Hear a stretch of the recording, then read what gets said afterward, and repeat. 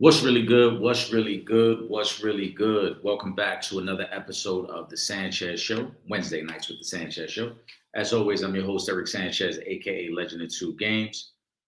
Make sure you're subscribed to the podcast. Shoot me a like, shoot me a comment, send over your questions, your comments. We're live tonight on YouTube, Facebook, and Instagram. Hope you guys are enjoying your Wednesday night, man. I know I am. We got a lot to get into, though. We got week 12 of the NFL. We've got obviously NBA at this time. Got the Rockets and Cavs on in the background. We got the comment section already buzzing. Shout out to my brother Will Gordon. I know he'll be joining us shortly. And Trip Young may be joining us right before the end of the show on Wednesdays. We had to revamp some things. Shout out to my brothers, but I know they'll be joining. As always, though, we got picks tonight. We got the parlay that we expect to hit. Hope you guys is winning some money this weekend. I know last week we did not have a live. I had a family emergency. So I apologize. We wasn't able to go live, but we're back at it this week. Let's get to the comment section and see what we got going on. Who we got in here? I see Tito. I see Kyrie. I see Ron. Let's go right here. We'll start with Tito. He says Shedeur Sanders will start Sunday versus Raiders. Yeah, I saw the news became official. It was something I talked about on Monday where I said if the Browns, if this diagnosis of Dylan Gabriel having a concussion, if that's true and they're doing the right thing, he's going to sit out. NFL protocol now, with all the safety measures that they've taken, obviously prior issues with head injuries, CTE, brain injuries, understanding what multiple concussions can do to a person later in life. The NFL has been very cautious about letting guys back on the field a week after having a concussion. So Dylan Gabriel did suffer that concussion right towards the end of the first half of their game this week against the Ravens. Shedeur is going to get the start. It's one of the most anticipated starts of a rookie quarterback in quite some time for a number of reasons. Obviously, dating back to the draft, Shedeur was supposed to go in the first round. He did not go in the first round. There's been a lot of talk about his treatment from the Browns organization. Do they really want him? Is he getting a fair opportunity to display what he can do to show us why he was projected to be a first-round pick? I don't think he has. It's one of the things we're going to find out, though. As I mentioned on Sunday, I feel like Shedeur was in a very tough spot last week. One, he's not getting reps with the starting unit. It's been talked about. It's been highly discussed. It's no secret. So he's not getting reps with the starting unit. And then to come in halfway through the game when you're not part of that game plan is very difficult. Shout out to Cody Kessler, who's on Gil's Arena. And he made a great point that I didn't even think about. And this, again, we talk so much about the reps in practice and getting the rhythm with your team. But I thought Cody Kessler on Gil's Arena and I thought Jeff Saturday on First Take had two great points. I'll start with Cody Kessler. He mentioned Shedeur as the backup is running a lot of the scout team offense for the Browns defense. So he goes, a lot of what Shedeur is studying during the week as the scout team quarterback is really to help their defense and not really to focus on his own offense. So when you come into a game in that situation, and mind you, you're 30 plus plays in already, you're at a part of the playbook that Shedeur is probably not comfortable with from this week's preparation, right? It's a completely different mindset from when you are studying the playbook and you're looking at the 60 to 70 plays we may run this week and you come in with a grasp, as opposed to all week I've been running scout team offense. And now I'm thrust into a game where we're completely off script. We're calling plays that maybe I didn't run at all in practice. And again, I don't have the timing down with receivers. I don't have the opportunity to adjust my blocking because, again, I don't have rhythm with my offensive linemen. So that was one aspect. The other one was Jeff Saturday, and I thought this one was very telling, and it speaks to why the pass protection probably struggled for the Browns. As he mentioned, as an offensive lineman in those situations, your cadence and understanding the cadence of your quarterback is super important, right? You've got to know when he's obviously trying to, hard count, when he's actually about to snap the ball, understanding the rhythm of his cadence. And when you don't have that, sometimes as an offensive lineman, as opposed to you focus on the guy who's in front of you, you're paying attention to make sure the ball gets snapped. And if you look back at some of that footage, I thought it was, again, a great analysis by Jeff Saturday. When you look at some of the footage, the old linemen seem to step slow because they're not used to his cadence. So they're not anticipating the snap in the same way as if Dylan Gabriel was back there. So I thought those were two great takes. But this week, he gets a full week of practice. He gets an opportunity to work on his timing with his receivers. And so I think with those two things alone, we're going to see a better performance. 4 of 16 last week. Again, he didn't play well, but what would you expect from a rookie quarterback coming in midway through the game this late in the season when he's had no reps with the first team? It's something that's been talked about since the preseason. It was talked about after Joe Flacco was traded. It's a scenario that I think the Browns have completely butchered with Shador and Dylan Gabriel as well. I mean, I know we focusing on on Shador, and that's the talking point. But I think they did Dylan Gabriel fucked up too. If we can, call it what it is, because you had two rookie quarterbacks. You gave all the snaps to the veterans. It was Joe Flacco and Kenny Pickett for most of the preseason getting the snaps with the ones. Then you trade Joe Flacco, you trade Kenny Pickett, so now you don't keep a veteran that either one of these young guys can actually reference and talk with to kind of get an understanding of what to expect week in, week out. You look at the good organizations and the way they bring along a quarterback, a lot of times you keep one, sometimes two veterans in that quarterback room to help the young man grasp the playbook, understand the defenses that he's going to see week to week, and then give him somebody to talk to in game so that when he comes to the bench after a possession, whether good or bad, he has somebody that he can speak to that now gives him a little bit of insight on what they also notice on play call by play call. Now, instead, you got two rookies trying to help each other. Neither one of them know what they're looking at. Neither one of them really understand the coverages they're seeing. They don't understand the disguises. They're not understanding the pass rush. There's so many things that goes into being a successful quarterback. The Browns have put both their rookies in a situation where they have nobody to reference in terms of what can I do to be better on this next possession or this next game. I think the Browns have done a terrible job with their quarterbacks, and it's showing. So, but Shador does get the start this week. He gets the opportunity, I think, to prove a lot of us right. A lot of us do feel like Shador is an NFL caliber quarterback. I'm interested to see, again, this is a perfect spot for Shador. The Raiders, as you just saw against the Cowboys, Raiders are not a good defense. There's going to be opportunities for Shador to push the ball down the field. There's going to be opportunities for Shador to show all the things that made him a first-round talent. I also think because the Browns' defense is so good, this is one of them spots as well where Shador doesn't have to be great. He just has to be solid. So I think that those are one of the things that that can help him this week. And kind of, again, going against the Ravens, middle of the game, that's a tough spot to be in. Going against this Raider defense, having a week to prepare for it, outside of Max Crosby, there isn't a real threat on his defense. I think Shador's going to do just fine this week. So that's something I'm going to be looking forward to. Let's see. Kyrie, we're going to get to this. And I'm going to bring this question back up when Will gets on. I'm not sure if he's familiar with it. I've only heard bits and pieces of the story, Kyrie. So I'm going to give you what I've heard so far. My understanding of it is obviously he was arrested on assault charges.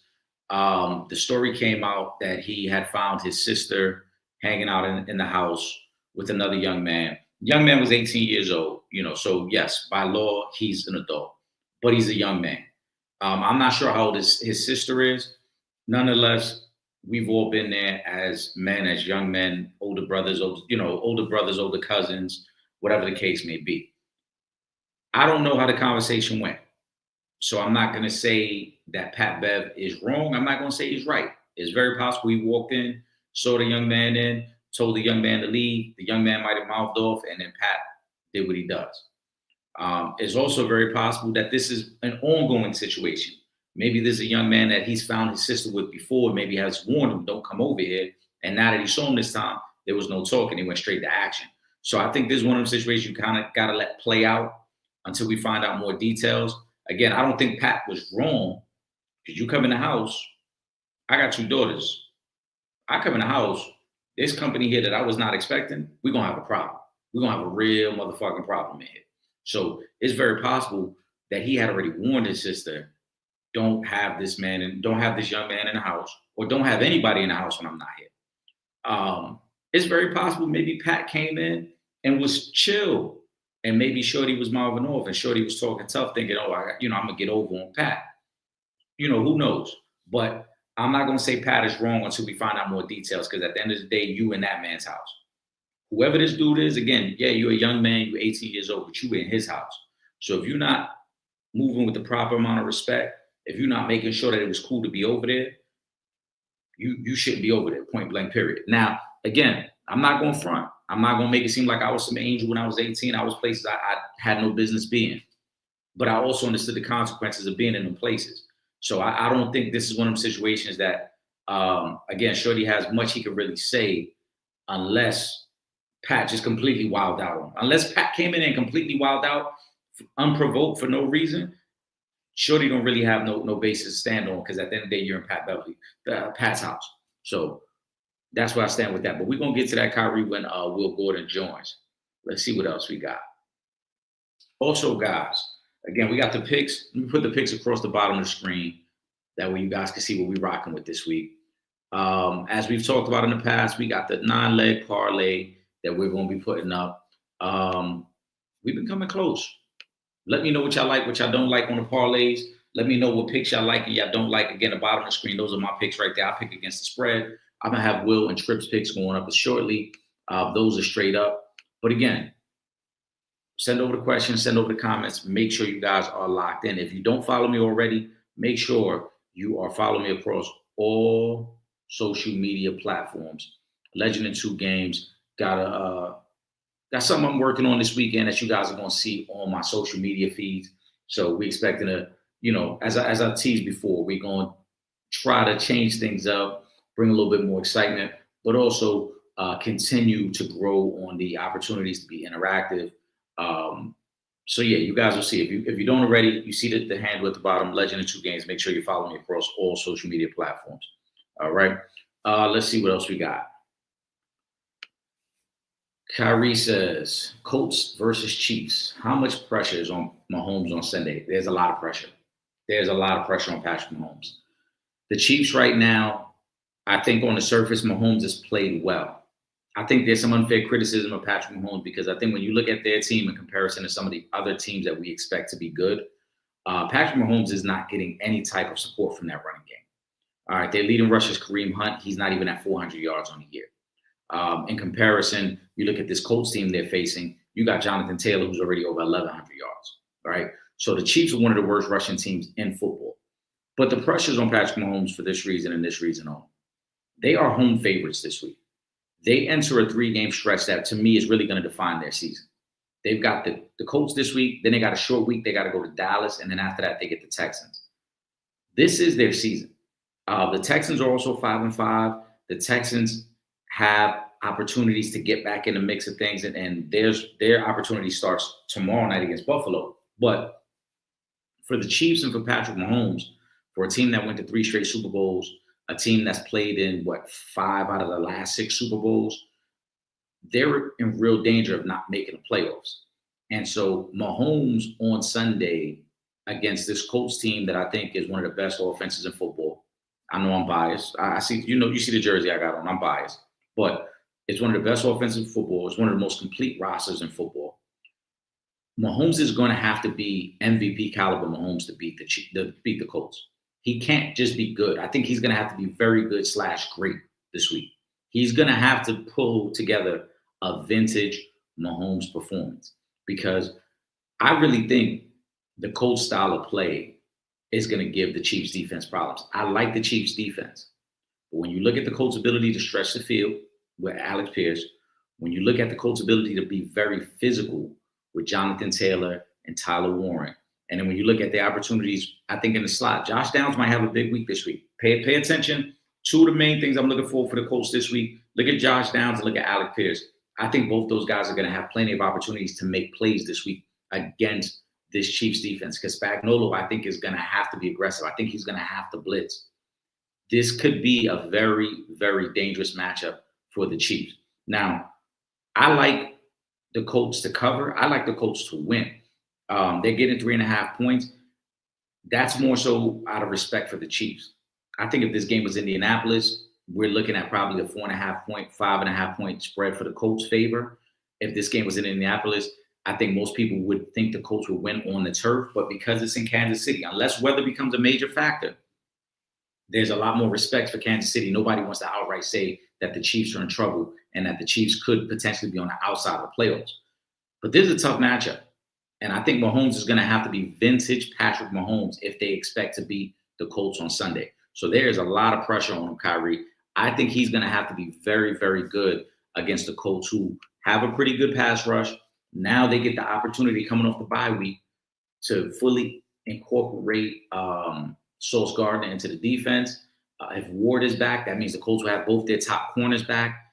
And again, this is a Chiefs team that does not run the ball well. The Colts are already pretty stout against the run without having a blitz. Lou Anarumo loves the blitz. Lou Anarumo could be the key in this. Lou Anarumo has dialed up defenses in the past that have given Patrick Mahomes trouble. You look back to his time with Cincinnati. Lou Anarumo, this could be the game where a lot of people start to look at Lou as a potential head coaching candidate this offseason, because between his defensive philosophy and the coach's just ability to stop the run, it's going to put a lot of pressure on Patrick Mahomes. Mahomes is going to have to throw into a lot of zone coverages. He's going to have to extend plays with his legs. This is not going to be an easy week for Patrick Mahomes. I'm telling you right now, I would be surprised if Patrick Mahomes, if the Chiefs just breeze through the Colts. I think there's going to be a very tough matchup for the Chiefs. Styles make fights, and this is a style that I think matches up perfectly with the Chiefs. I like the Colts a lot in that game. Ron, we're going to stay with the Chiefs theme. All right. Ron wants to know, more likely, Chiefs miss playoffs or reach Super Bowl? Miss playoffs.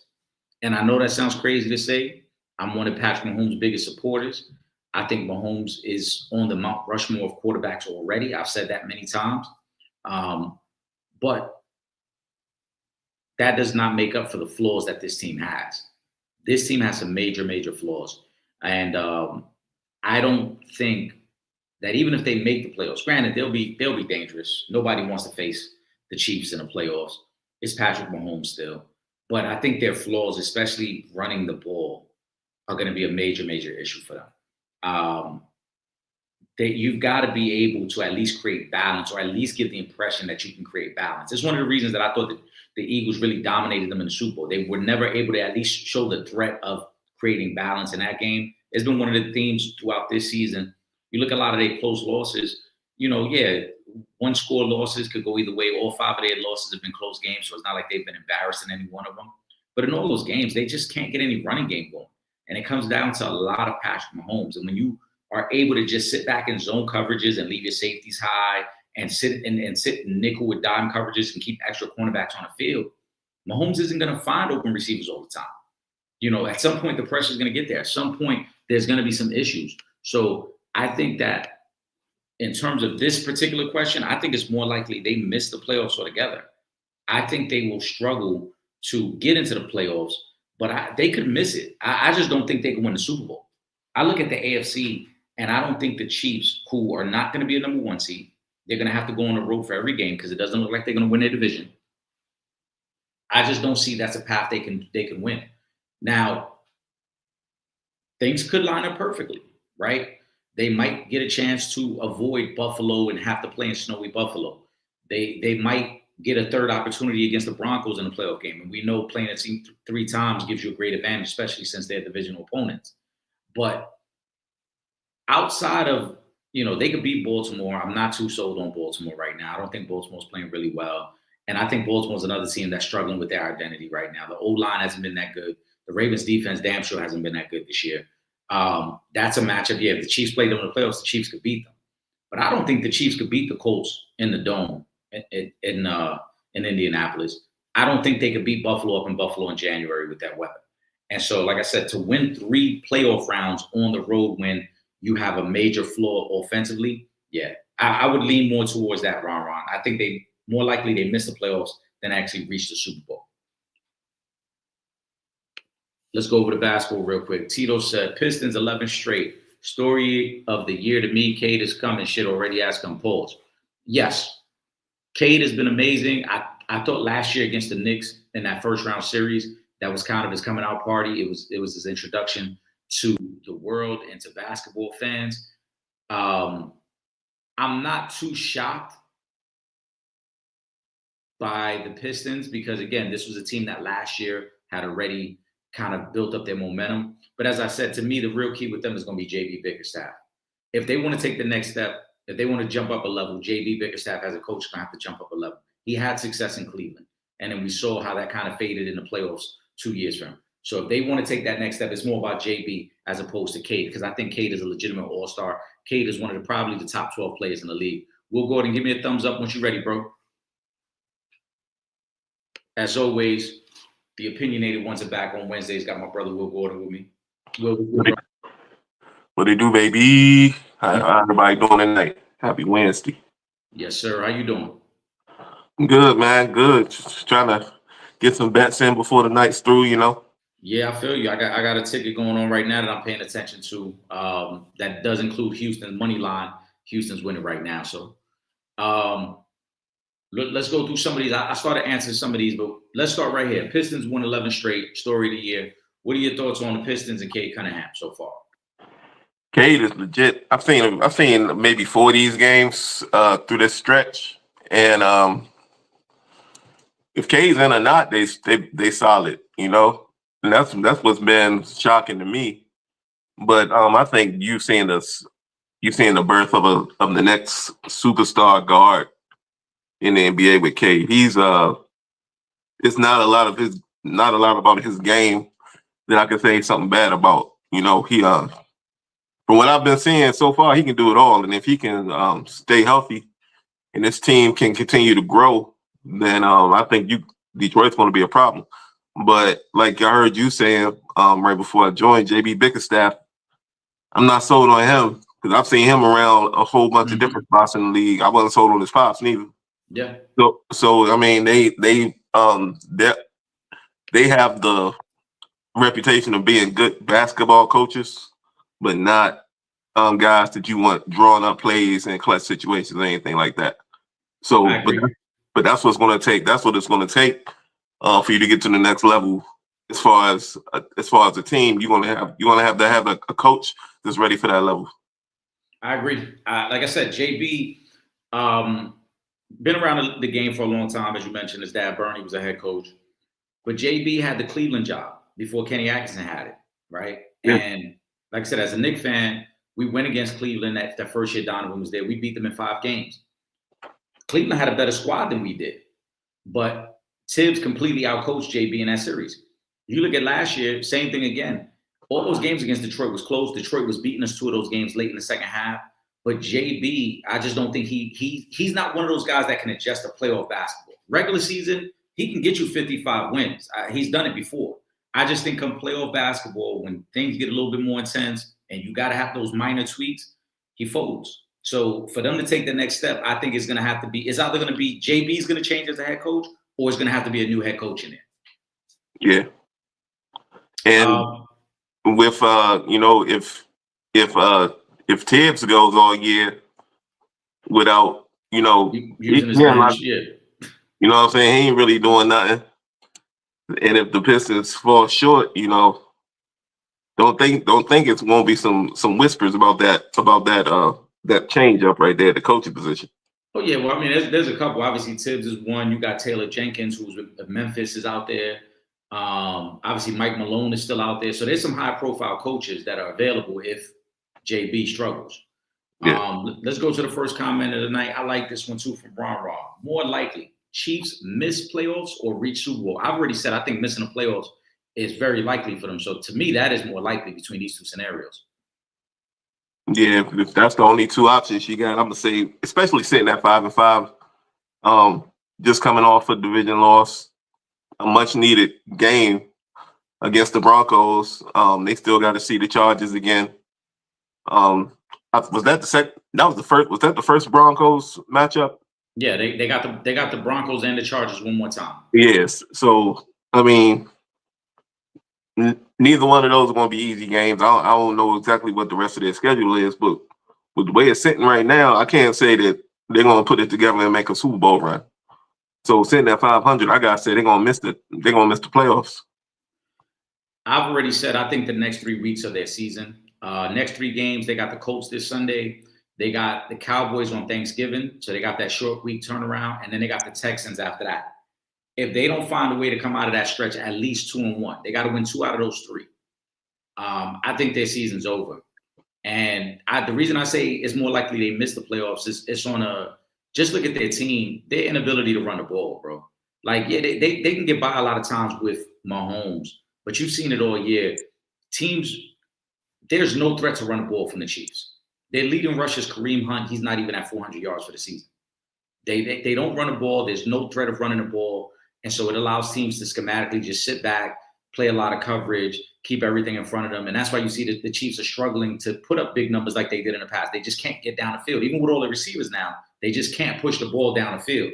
So even if they were to make the playoffs, I don't think that's a formula for you to go on a Super Bowl run. I just don't think you can win 3 road games and you have no threat of a running game. You're not gonna win 3 road playoff games by throwing the ball 45 times. It's not gonna happen.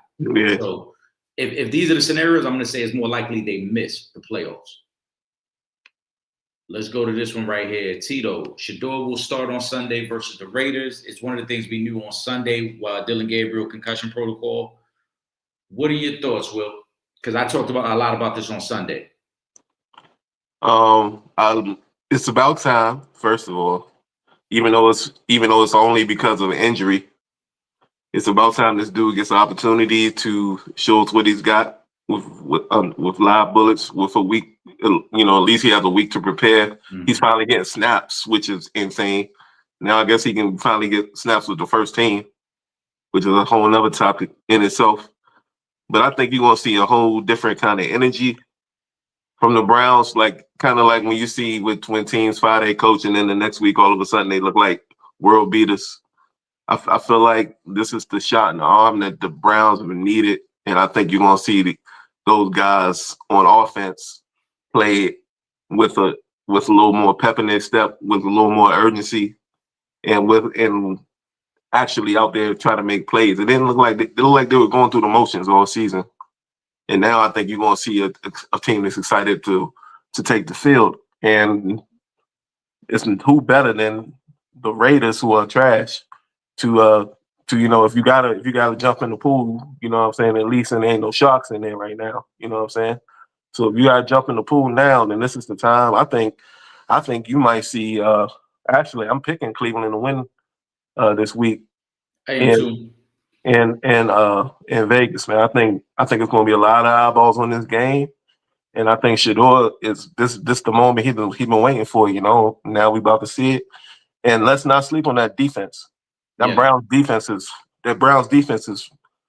pretty incredible. It's just they don't have anything on the offensive side of the ball, and that Raiders offense is terrible. This is the perfect game for Shador to come out where he doesn't have to. He's not going to have to score 30 points. He's going to have to, take what the defense is giving him, make plays, and that defense is going to do enough. So I think Shador is going to have his first start in the NFL is going to be a W. I think that. So I expect them to win. They're getting 4 points. I'm going to take the points, and I'll probably take them to win on another ticket as well. There was 2 things that I heard this week that I thought were very interesting that nobody's really talking about, and this came from former players. So I was like, all right. And this is the insight that we need on this situation. First, Cody Kessler on Gil's Arena mentioned this. He said the situation for Shador was a lose-lose, right? He said all week Shador had been running scout team offense. So Shador is sitting there all week preparing their defense for this matchup against the Ravens. You come in the game halfway in after you done called 35 plays. So now you're at a point in this play selection that Shador hasn't even practiced with all week, right? You're at a point in your play calling that these are plays that Shador isn't even comfortable with because he hasn't run anything with the ones. But more importantly, this is a part of the playbook where it's like, now this is unscripted. This is going based off the flow of the game. And I talked about this on Sunday. I thought that Stefanski really set him up for failure. If you look at the second half of that game, their first 6 plays coming out of halftime, they're up 16-10. Their first 6 plays coming out of halftime, 5 of those 6 plays are passing plays. Why aren't you running the ball to gain any rhythm? Why aren't you trying to create a flow for the offense? You're just throwing Shador out there. He's ice cold coming into the second half of the game, and the 5 of your first 6 plays are passing plays. Mm-hmm. So that's that part of it. The next part of it is something that I heard Jeff Saturday say, which was very telling as well. And when you look at the highlights from the game, you can see exactly what he means. He said when you're the backup quarterback and you've never worked with that O-line before, they're not used to your cadence. They're not used to your timing. And he goes, a lot of times you're going to see O-linemen looking down the line to see when the ball is snapped because they're not used to playing with you. All those pressures the O-line looked a step slow.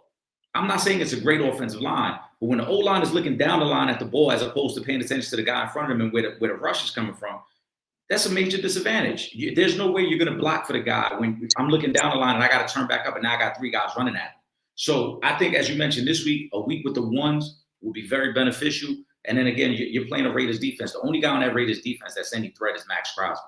Outside of that, he should be able to I think, dice up this secondary. It's going to be a great opportunity for him. And I think if he plays well, I wouldn't be surprised if Stefanski is fired, because Stefanski has kept him on the bench this whole time.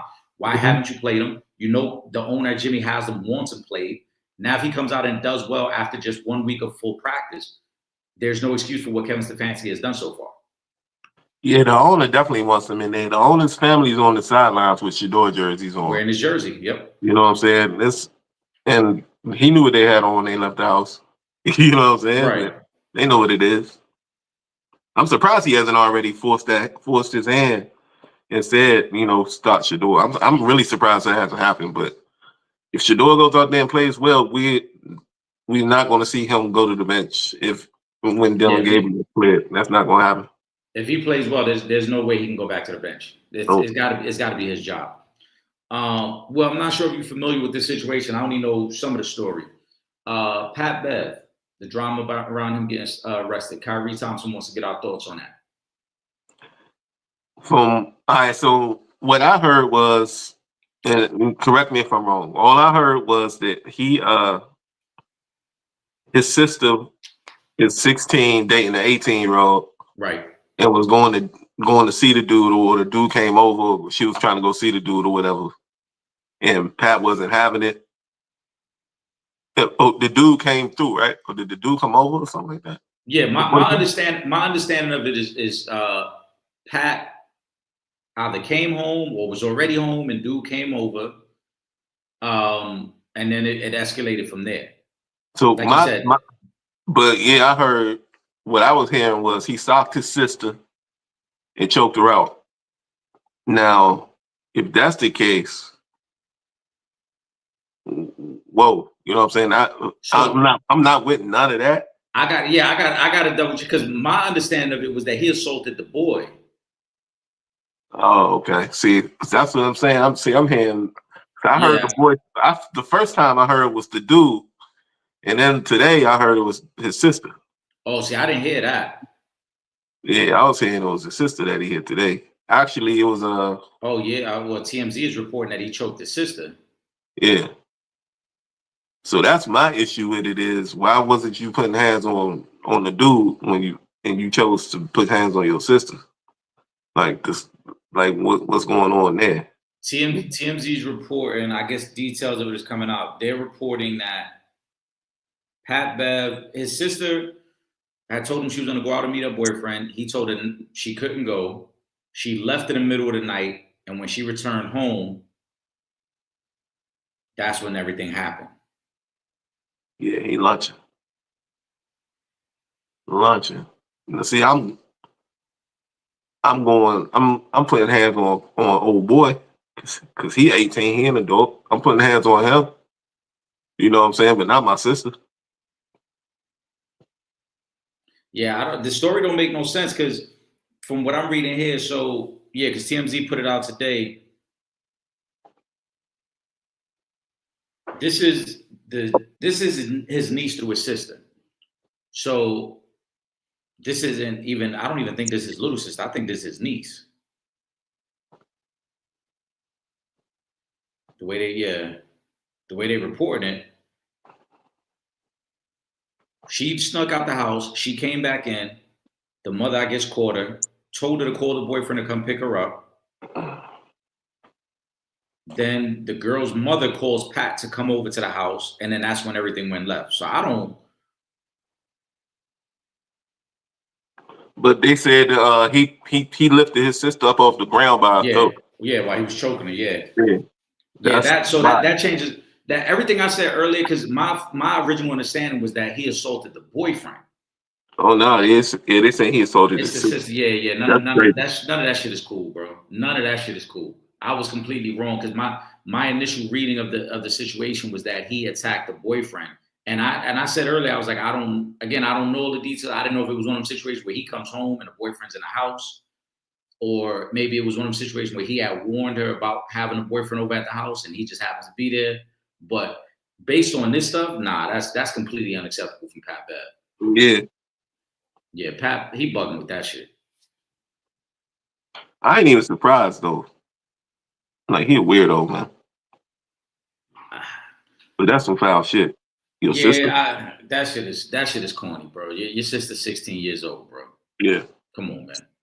You want to yell at her, scream at her, cool. You first of all, we're not putting hands on females as is, but especially not no Right. 16-year-old girl, bro. Come on. Will, this for you. Ron wants to know. You being a DC cat, I want to ask. Brad Bill is out for the season now. Will, for those that may be new, they don't know. You have a specific hatred for Bradley Bill. Yeah. What did you think of him in his Wizards years? He could shoot, but he never wowed me. What did you think of him? Go ahead, Will. Yeah, I'm man. gonna mute my mic. I'm gonna mute my mic because I already know this. Go ahead. Ron, man. Years and years I've been getting on Brad Bill. I've never been a Bill.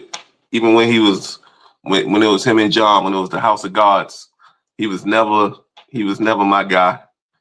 He when he blew up was when he was the first, second, third, and fourth option on the offense, and there was no one else to go to. That's when he was making all NBA and all that, when he was averaging 30. Well, take a look at the rosters. It was trash. His game is very limited. He can shoot. Yes, he's a shooter. I can't take his ability to shoot the ball away from him, but he's horrible at getting his own shots. He has the most wasted motion of a guard that I've ever seen. He's herky jerky with his dribble. He always loses the ball. He just was always a okay guard to me. He was never an all-star guard in my eyes.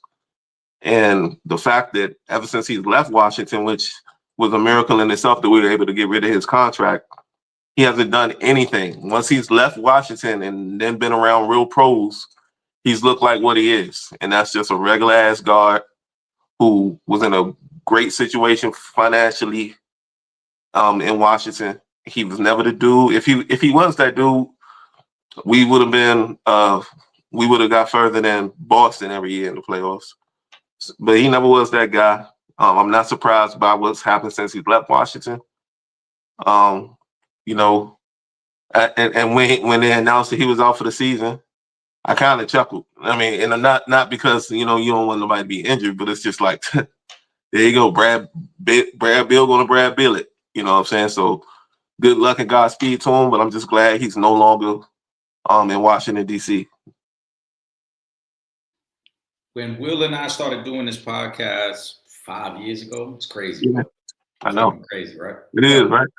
We started doing this podcast 5 years ago. The Knicks weren't that good at that time. And I remember asking, like, yo, what's the deal with Bill? I like Bill.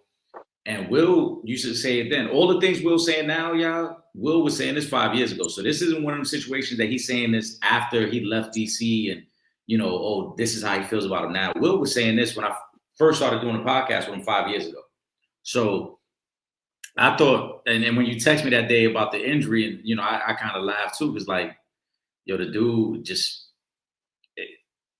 he basically robbed a lot of NBA teams for a lot of years. Hell yeah. He got paid top dollar to be an average player at best. This dude was making $57 million last year. What? Right. To be average at best, he got top dollar. So yeah. Let's see. Kyrie said, so many stars and important role players hurt. Why do you think there's so many injuries in today's game and calf strains? Just the wear and tear on guys' body. You gotta remember, a lot of these guys, I mean, they're working out throughout the year. They playing summer league games. They playing summertime games. I also think some of it is guys could probably play through the injuries if they needed to, but it's such a long season. We know how these teams feel about load management. So I don't put too much in all these injuries because I think some of these are just a way to get some rest and kind of eliminate the wear and tear on your body. What you think, Will? You know what? It's not just the NBA though. It's like football too.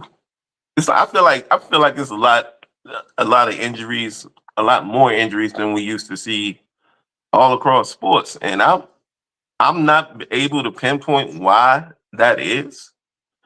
Um, Load management does have a lot to do with it. Guys not going as hard pause and guys not practicing as much. I mean, guys do still play in the summertime, Yeah. but what are they doing during the regular season that they aren't doing what they used to? Practices, they're not practicing as much. You know what I'm saying?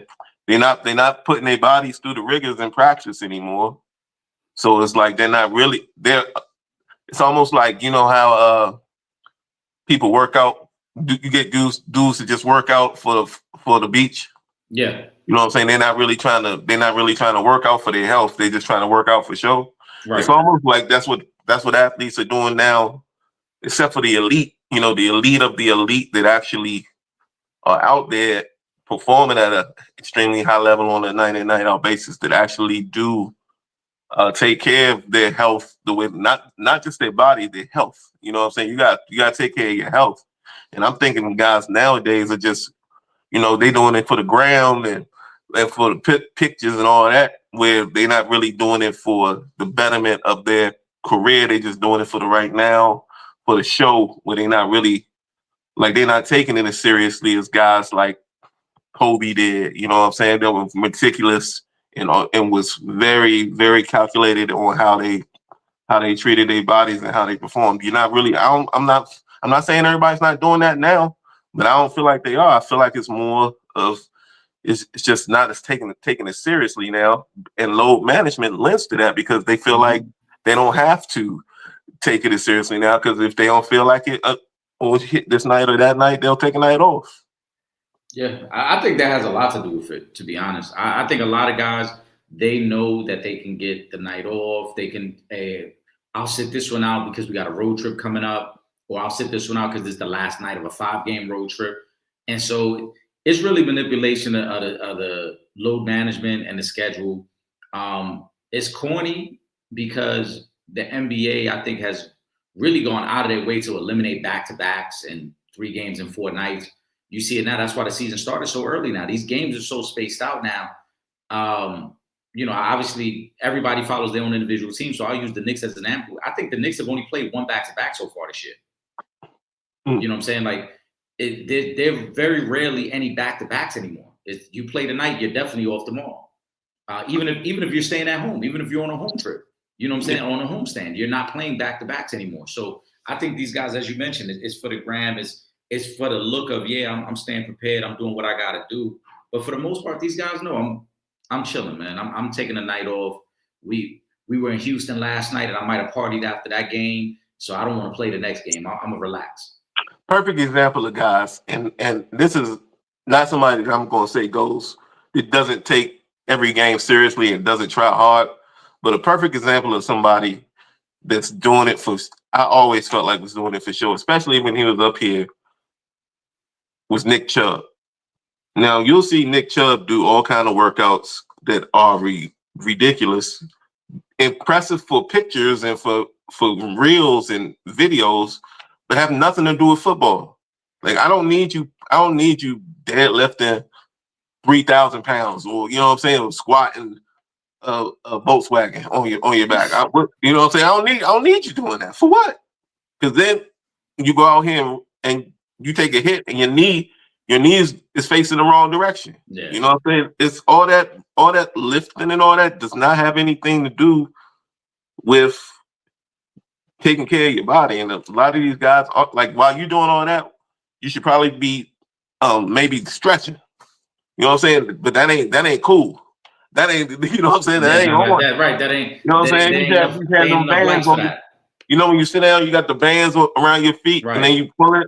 Like you should probably be doing that, but that ain't getting no clicks. You know what I'm saying? But hey, what am I doing? I'm a dad bod dude watching on the couch. You know, what can I say? You know what I'm saying? But that's what it looked like.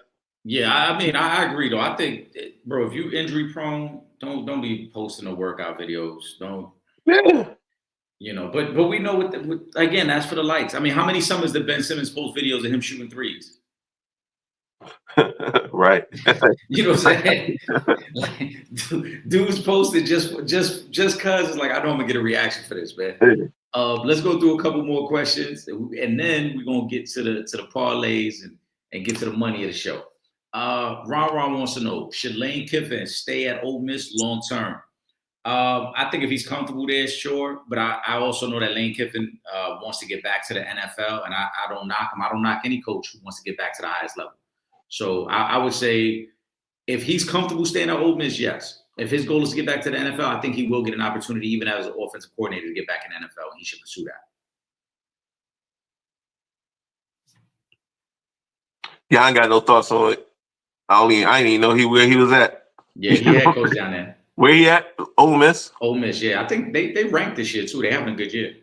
Is somebody talking about bringing him back to the NFL? Or is his name just in the circles? So recently there was a report. He shut it down on Pat McAfee's show, but there was a report stating that Ole Miss had put like kind of stipulations in this. I guess they either there's stipulations or they've outright said that teams who are calling for him, they're not going to allow them permission to speak to him to leave. He said on Pat McAfee's show, he goes, that's not true, that him and Ole Miss have open dialogue and they know that if he does get the right opportunity, you know, he's allowed to pursue it. I do think, again, I don't think he'll be an NFL head coach, but as an offensive coordinator, yeah, I think he'll get that opportunity as an offensive coordinator at the next level. I mean, you see Cliff Kingsbury got that opportunity now. You see Chip Kelly got that opportunity again. So if those guys are getting an opportunity, Lane Kiffin will get an opportunity, at least a call to be an offensive coordinator. Where was he before this job? What was his last job? Did he? I forgot all about Lane Kiffin, to be honest with you. Before he took the Ole Miss job, I think he had went back to Bama as the offensive coordinator for a few years with Nick Saban, and then he took this job. He's been at Ole Miss. He's been at Ole Miss now, I think, at least 3 years. Okay.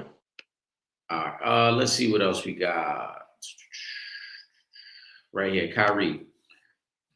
He said Draymond was about to fight a fan because he kept yelling Angel Reese. Kenya Martin called Dre a fake tough guy. Will, what's your thoughts? I saw that. That was amusing. Yeah. I mean, we knew Draymond was gonna swing on the fan. You know? That's a fact. And the fan knew that too. You know what I'm saying? That almost was like, felt like some WWE shit. Almost, you know what I'm saying? But it was amusing to me. That the fan was able to get Draymond's attention in that manner.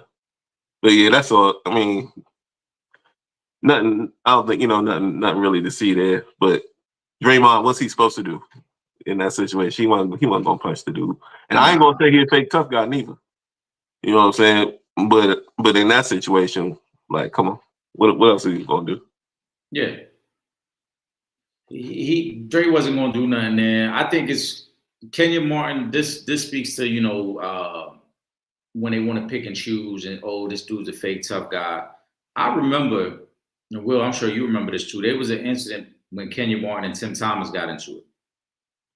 Now, they was both in New York. Tim Thomas, after the game, he told him, he said, he fugazi, he not no real tough guy. And if he want to see me, we both in New York, he can see me. Tim Thomas, a Jersey dude. Kenya Martin never pursued that.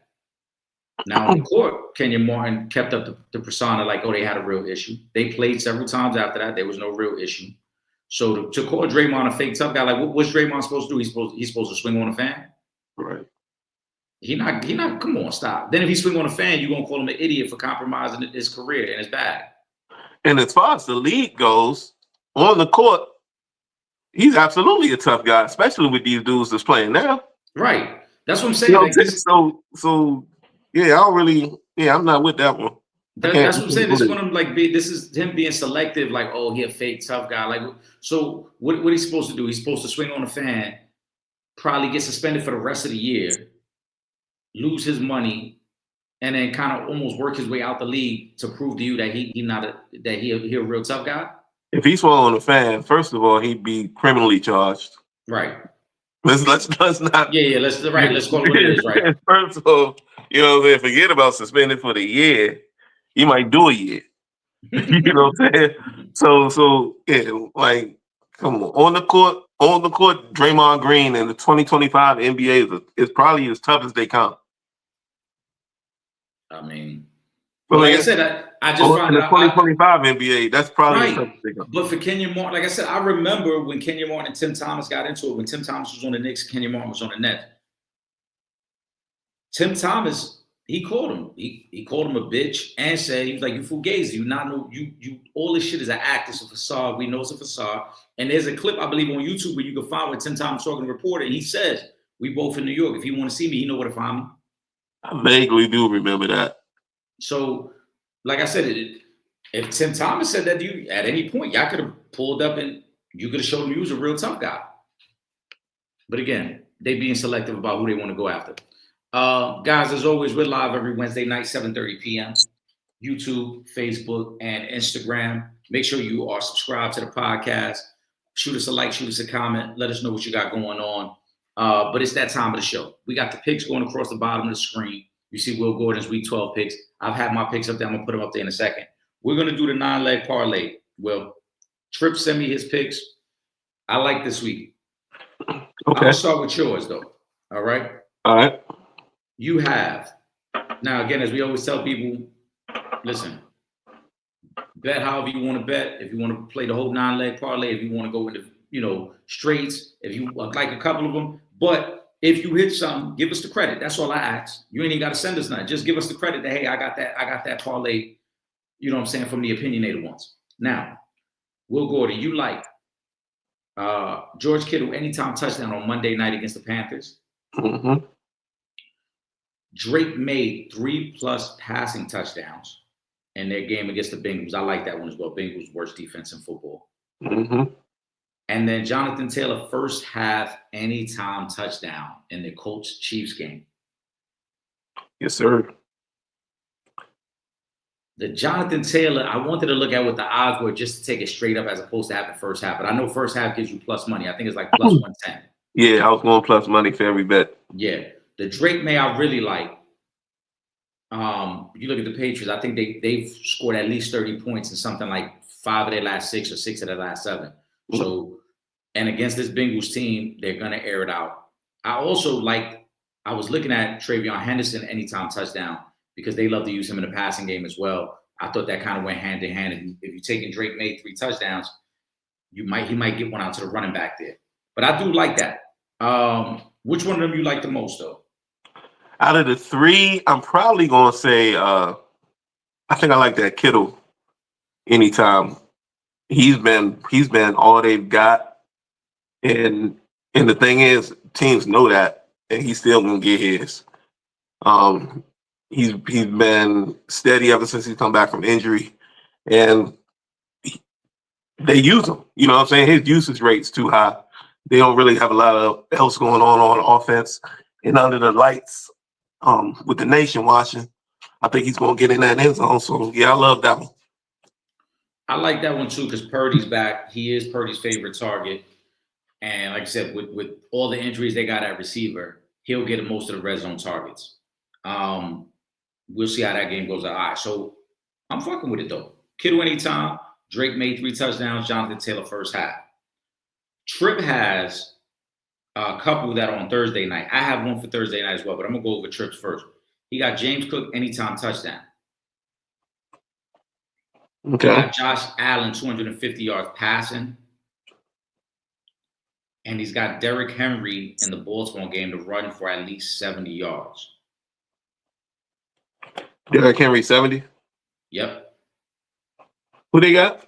They got the weak-ass Jets. Yeah, they that's got the weak-ass Jets. Yep. I like that. I like all 3. Wait, who Buffalo got? Oh, that Buffalo, that's a Thursday game, right? That's the Thursday game. And the one, I'm going to be honest, the one that scares me a little bit is the Josh Allen passing yards. Yeah, that's what I was about to say. That's what I was about to say. The Texans got a really good defense. So and that secondary is healthy, right? Yep, the secondary is healthy. The pass rush is healthy. That's the only one. I see the James Cook, the Josh Allen passing yards, because they don't have the receivers that's going to get separation. Yeah. That secondary. That's a whole nother topic, too, is what are they doing at receiver in Buffalo? Like, those guys they're really not stepping up at all. Nah. It was one of the things we talked about 2 weeks ago when I said I don't I don't think you could blame Josh Allen for their struggles because they just don't have nobody who can get open. Mm-mm. All their big plays down the field, those are all scripted plays. That's Josh Allen scrambling around and then letting the receiver break off coverage and get open. But the actual structure of the play, none of that shit is working. Nah. Guys ain't getting open. So if it ain't James Cook breaking a big run, it's got to be Josh Allen scrambling around hoping to get somebody. That's the one. I'm gonna put a star next to that. We might have to replace that one.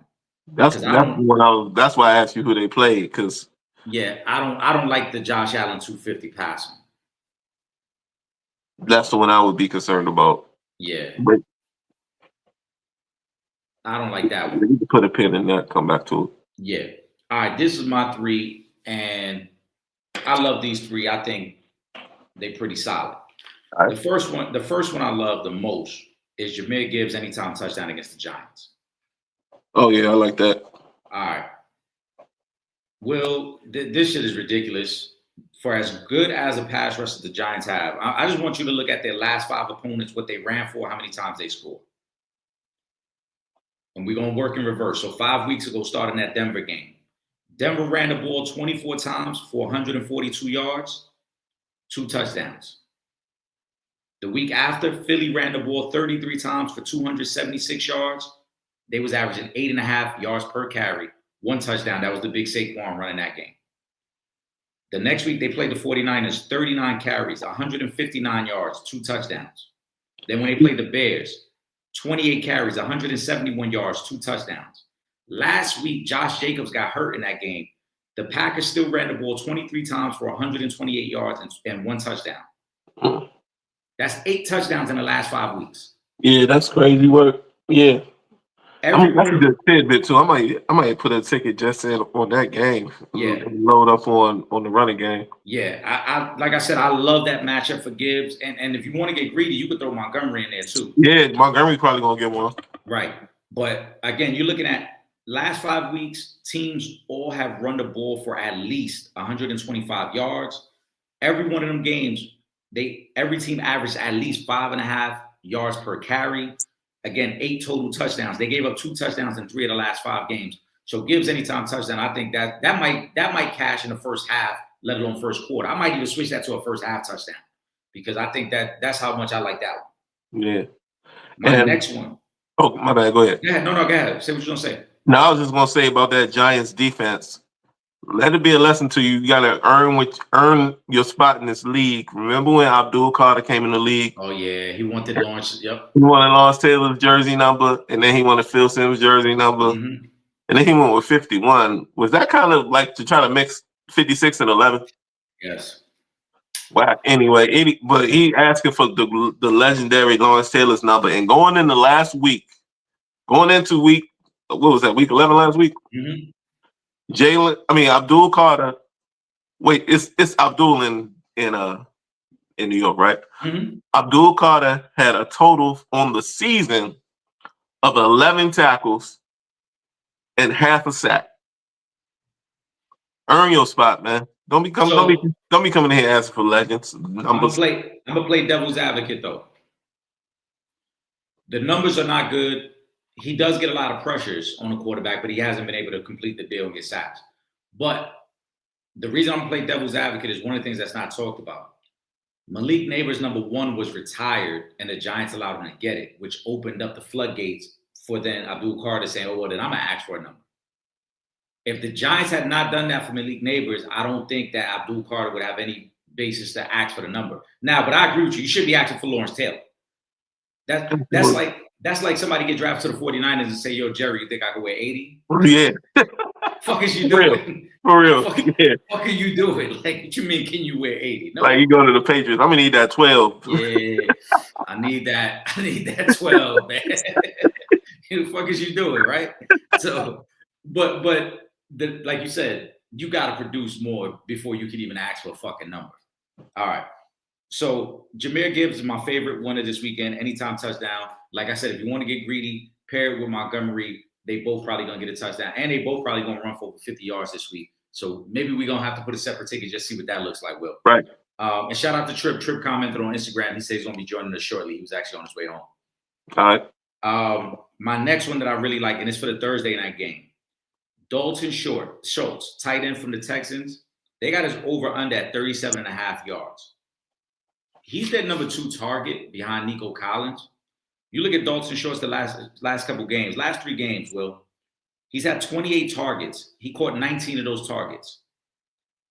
Against Denver, he had 77 yards. Against Jacksonville, he had 53 yards. And this past week against Tennessee, he had 51 yards. Buffalo is not a lights-out defense. And if you're the number 2 target, again, you're talking about a guy who got 28 targets over the last 3 games. He's going to get the targets. 37.5 yards, I think, is super low. That's one of them numbers that he might catch by the third quarter. By his third or fourth catch, he might already pass that number. Because, again, Buffalo is not a lights-out defense. Buffalo's going to give up some yardage. And Nico Collins being back is going to draw attention from the safeties. So I think the middle of the field is going to be open for Dalton Schultz. Nico ate last week. Right. I apologize to anybody who's watching on Instagram. I just got the alert. The live went out on Instagram. I'm not sure what happened, but I'm not able to get that back up. We too late to the journey. I can't reconnect that. Yeah. But and then my last one is a bit of a homer. It's the Colts game. Alex Pierce, this is great value on it. Over 3.5 catches is plus 136. Alex Pierce has started to become their number 1 target for Daniel Jones. Again, look at the numbers. His last 4 games, he's had 35 targets, 17 catches. If you want to look at the last 2 weeks specifically, 20 targets, 10 catches, over 200 yards. You can also pair it with his yardage because if you look, again, he had a catch of 37. They didn't play this past week, but he had a catch of 37 yards in that Berlin game. And the week before that, he had a catch of 36 yards. So I think if you take his catches alone is plus money. 3.5 catches, he's going to get that. Again, he's getting the targets. He's getting 35 targets over the last 4 weeks. He has started to ascend. The only person that's seeing more targets than him is Tyler Warren, the tight end.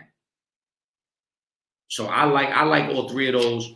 I gave y'all the data behind it why I really like them.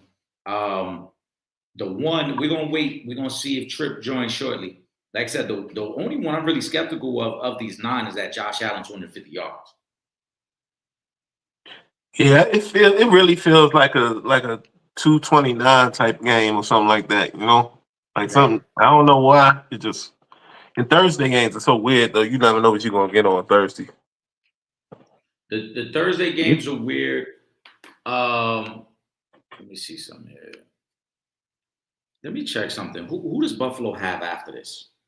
Because that might play a factor in how they kind of call this game as well. I know they get a little bit of a break.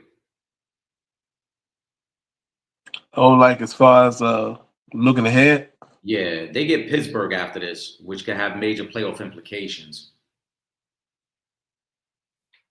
Is Rodgers out? Right now, he's a game time decision, and that's why that line on Pittsburgh is a little tricky because they got the Bears at 2.5 at home. I think if Rodgers doesn't play, that line's probably going to go up to like 5.5. That might be an additional 3 points on that one. See, because that was initially part of the parlay. I was going to take the Bears straight up, but I was thinking Rodgers was out. Then that's easy. That's an easy bet if Rodgers is out. But the last I heard was that Rodgers is probably going to be a game time decision, or that morning they'll make the decision. He did not practice today. They said he probably won't practice at all until Friday. And at that point, it's really just going to be about seeing if he's able to hold on to the ball and there's no pain or soreness, in his dropbacks and his throws. I do like the Bears, though. I thought about a team parlay that I really like as well. And I want to see what it looks like value-wise, because I think the Lions win this week. I think Seattle wins this week. I think where's the other one that I like this week? Ravens win this week. Yeah. There's like 5 teams that I just think that is like this. I think the Browns win this week. And I think the Rams. I think one of the stories that's not being talked about, I think something's wrong with Baker Mayfield. I think he might be hurt. I think he might be hurt and they're not really talking about it. Because I noticed when they was playing Buffalo last week, there was a couple opportunities for him to scramble and he wouldn't run. And early in the season, that was kind of his calling card. Like he would extend plays, he would scramble around. But against Buffalo, you look back some of the highlights, he took some unnecessary hits because he just wouldn't run. He was almost like he was timid to leave the pocket. So there are going to be a lot of people who's going to give the Buccaneers credit and be like, oh, 7 points is a lot against the Rams. I know the Rams coming off that big win against Seattle. I think the Rams are going to smoke them. Bucky Irvin might be back too. Bucky might be back, but they still banged up at receiver. Mike Evans is still out. Chris Godwin has been in and out the lineup. That kid, Tez Johnson, pretty much been their number 2 receiver. Yeah. But I wouldn't be surprised if the Rams smoked them this week. Sunday night game at home. Yeah, I picked the Rams. Yeah. So I think there's potential for a 5-leg parlay of teams that we think are going to win. Now, on the flip side, you and I have a couple underdogs that we both like. You and I both like the Browns. Browns, yeah. You and I both like the Colts. Yep. What's the other one I saw? Browns, Colts, Panthers. I think I took Atlanta against the Saints too. No, I got you down with the Saints. I was flip-flopping on that game because I think Atlanta's better, but Kirk Cousins is going to play. Remember, Penix is done for the year. Right. I don't know if I want to trust Kirk Cousins. Who did I send you? The Saints? Yeah, you said the Saints. Oh, okay. All right. So I flip-flop. For the podcast, I marked off the Falcons, but I was kind of like, I don't know if I really want to trust them with Kirk, because Kirk is washed up. Yeah, he showed that a few weeks ago. Yeah. I'm gonna on come Sunday though, I'm gonna probably send you a ticket with a couple of teams that like underdogs. Because let me see actually what it looks like right now. Because I wonder if we just take the Colts, the Panthers, and who was the other one we said? And the Browns. Let me see what that looks like. Colts is plus 156. Oh, I know one I liked. Browns is plus 176. Didn't I take Arizona? You have Arizona. That's another game I flip-flopped on. That was one of my upsets right there. If you take Colts, Browns, Panthers, that 3-leg parlay of underdogs just to win outright, that's plus 2,500. $10 gets you $258. $250. Okay. Yeah. Mm.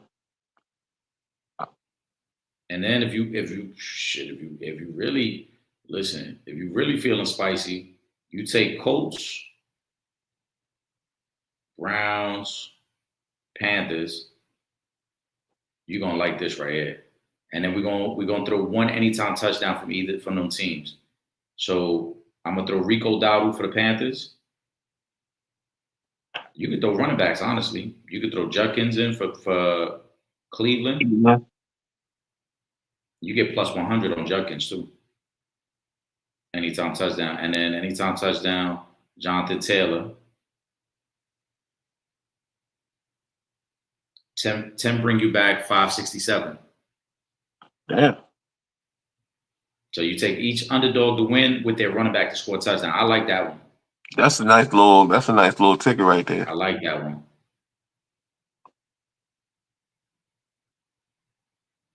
Yeah, I'm playing that for sure. Yeah, I'm gonna keep an eye on that. I like that one though. We're gonna circle back to that on Sunday. Yes, sir. But I like that one. All right, so let's do this. We're waiting for Trip. What can we, if we want to substitute Josh Allen, what quarterback should we put in there?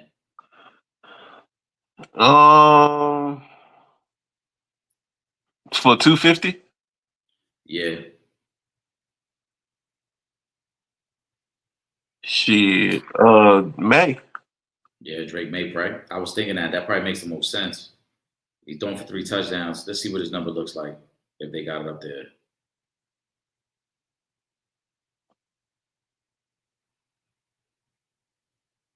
I'm thinking either Drake May or Sam Darnold.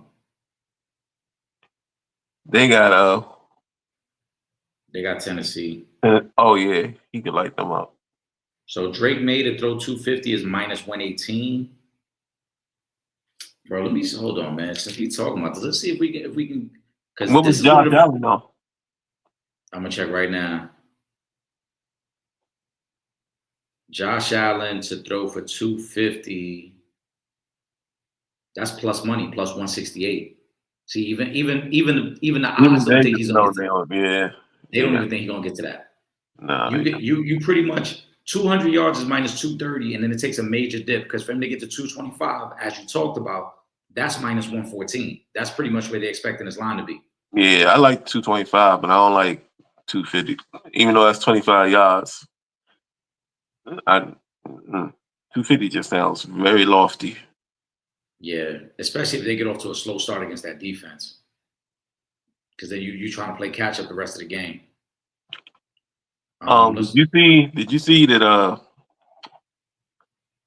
Um, Joe Burrow was a full participant in practice today. Yeah, so Joe Burrow I think towards the end of last week was at practice, and now he's a full participant. Has he officially been cleared? That I don't know. I don't even know if he was like taking number one reps today.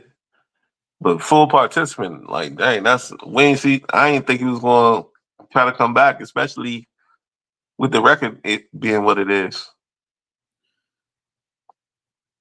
So I wouldn't get back behind that line again.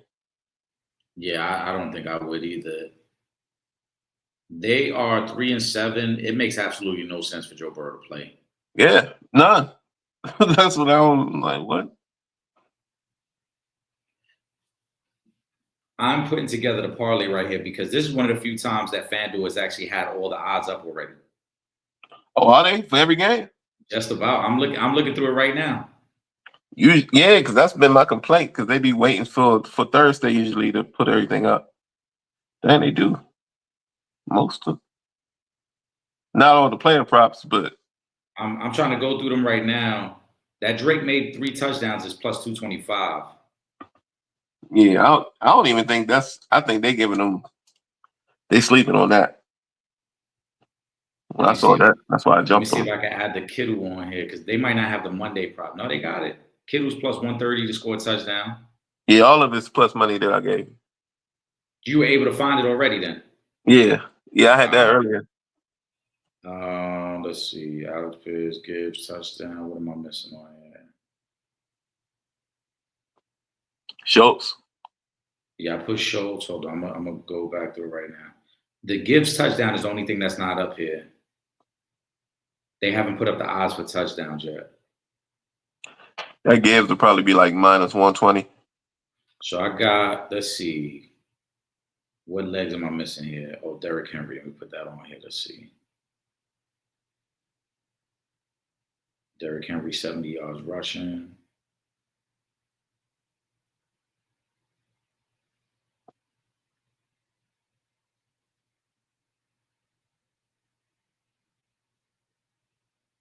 So we just need to substitute the Josh Allen. And like I said, the Gibbs doesn't show up. But these 7 legs, the Alex Pierce over 3.5 receptions, Jonathan Taylor first half TD scorer, James Cook anytime scorer, Dalton Schultz over 37.5, Drake made 3 touchdowns, George Kittle anytime touchdown, and Derrick Henry 70 yards. Again, the only 2 things missing is Gibbs anytime touchdown because it doesn't have a prop. And we were saying put the Drake made for 250, right? Yeah. All right, let's see what that looks like. That'll be pretty much 8 of the 9 legs, and let's see what it looks like.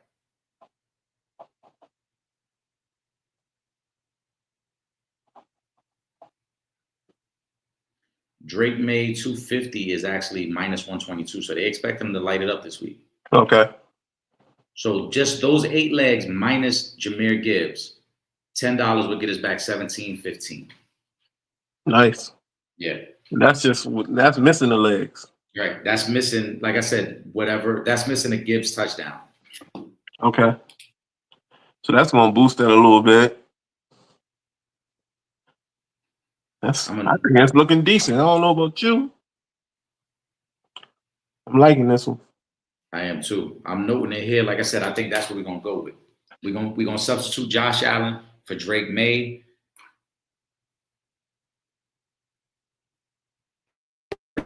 Is the Monday night. If we get through, everything will be done by the Sunday night game. So if we get to Sunday night, we might just be looking at one leg to cash in right there. Well, the buyout gonna be crazy.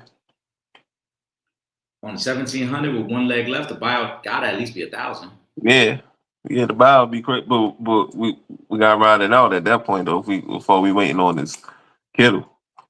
Yeah, that's what I'm saying. Is if we get to that point where it's just that one leg left, I mean, you might as well at least play it out to the first half of the game. Yeah. And see what it's looking like. Well, let's go ahead. We can wrap up for the night, man. It's slow in the comment section. And like I said, we lost connection on IG. Okay. I meant to ask you, what do you want to do for next week? It's Thanksgiving next week. Should we record on Wednesday or do you want to wait? I should be available, but we'll see. You know what I'm saying? I should be available though, if you are. All right. Yeah, we'll play it by ear. Yeah. Yeah, I'm hosting Thanksgiving at home, so I'll be fine. Yeah, I ain't going there. So yeah, let's we'll play it by ear. If anything changes, we'll update it online. But for now, we are going to record next week. Will, give me a final thought. The NBA, man. Like a lot of people criticizing it, but I don't know if it's that it's back on NBC and Peacock, and I'm liking the coverage. But I'm kind of into the NBA before Christmas this year, and maybe it's the gambling aspect. Maybe it's stars are starting to show up, and it's some young players starting to make names for themselves, and then you got guys like Steph putting on the show every night, and the Stephs, the Lucas, it's the NBA is in great shape right now, and it's kind of, even with stars being injured, there's no Jason Tatum, there's no, it's, even though it's not at full. Dame's not even playing, right? Dame's out. It's a lot of stars out. A lot of names around the league out, but it's still you're still finding good basketball. And shout out to my rookie. It should have been a damn Wizard.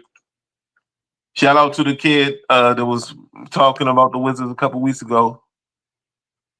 Dirk. Now, and Eric, you can attest to it. When the lottery balls fell as they did, and we got the 6th pick in the draft, I said, well, Derek Queen it is then, because, there was a no-brainer. A homegrown kid from Baltimore, went to Maryland, super skilled. Why not? Didn't take him. Now you see him down in New Orleans, looking like he's going to be the truth, which I knew he was going to be. Another miss by the Wizards. But the NBA is looking great, and I think that's very encouraging. I agree. NBA has been great so far. I think it's been a combination. As you said, the gambling is playing a factor in it. But I think also because now we have the opportunity to watch on different platforms. And I was a little skeptical at first, but like you said, it's not the same broadcast every night. You got an ESPN tonight, you got an Amazon Prime some nights, you got the NBC telecast some nights. So it kind of gives you a fresh perspective with these games and different voices. And I think that the NBC crew has been great, having Jamal Crawford over there, Carmelo Anthony, the segments with Michael Jordan. I thought it's been a great mix over there on NBC. So I've enjoyed that as well. As always, I want to thank the supporters, man. Continue to rock with us. Next week, we will be back on Wednesday. Like I said, if anything changes, we'll post it, because obviously the night before Thanksgiving, so sometimes things change, sometimes plans come up. And then Trip and I will be live on Monday at 7 p.m. Make sure you lock in and subscribe to Real Fans Real Talk and the Sanchez Show. But for my brother Will Gordon, I am Eric Sanchez. We're gonna post the picks this week. Will, we keep saying it. This week we're gonna post the picks. Like I said, that's a $10 to $1,700. We want the people to know we're about to come into this money right now. Yes, sir. All right. For my brother Will, I am Eric Sanchez. We are the opinionated ones, part of the Sanchez Show. We'll see you guys next week. We out of here.